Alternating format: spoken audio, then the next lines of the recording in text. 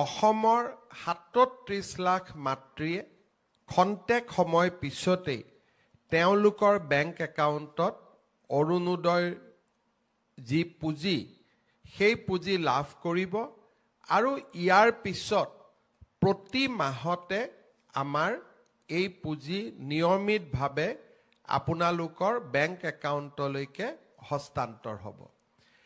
এইবাৰ অৰুণোদয় বেংক একাউণ্টৰ লগত আমি আধাৰক সংলগ্ন কৰিছোঁ।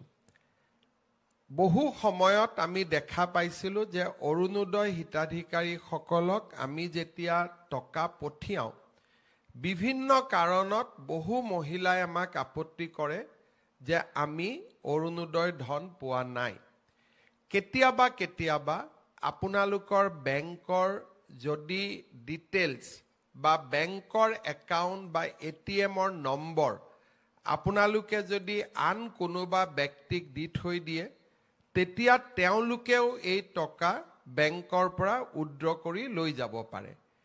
সেইকাৰণে এইবাৰ আমি আধাৰক বেংক একাউণ্টৰ লগত সংলগ্ন কৰিছোঁ, যাতে একাউণ্ট হোল্ডাৰ আৰু অৰুণোদয় মাতৃগৰাকী নিশ্চিতভাৱে একেগৰাকীয়ে ব্যক্তি হ'ব পাৰে।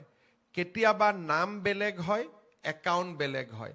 আমি যেতিয়া ফোন কৰি সুধো যে বাইদেউ আপুনি অৰুণোদয় পাই আছেনে, মহিলাগৰাকীয়ে কয় আমি অৰুণোদয় পোৱা নাই, কিন্তু মহিলাগৰাকীৰ নাম অৰুণোদয়ত গৈ আছে। তেতিয়া আমি গম পাওঁ যে যেতিয়া আমি প্ৰথম অৰুণোদয় ফৰ্ম ফিল আপ কৰিছিলোঁ, নামটো আমাৰ থাকিলে বেংক একাউণ্টটো ফিল আপ কৰা মানুহজনে হয়তো নিজৰ বেংক একাউণ্টটো দি দিলে।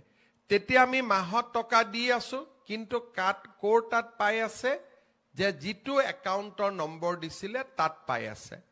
লাহে লাহে আমি বেংক আৰু একাউণ্টৰ নাম আৰু মহিলাগৰাকীৰ নাম একে আছেনে নাই তাক পৰীক্ষা কৰা আৰম্ভ কৰিলোঁ।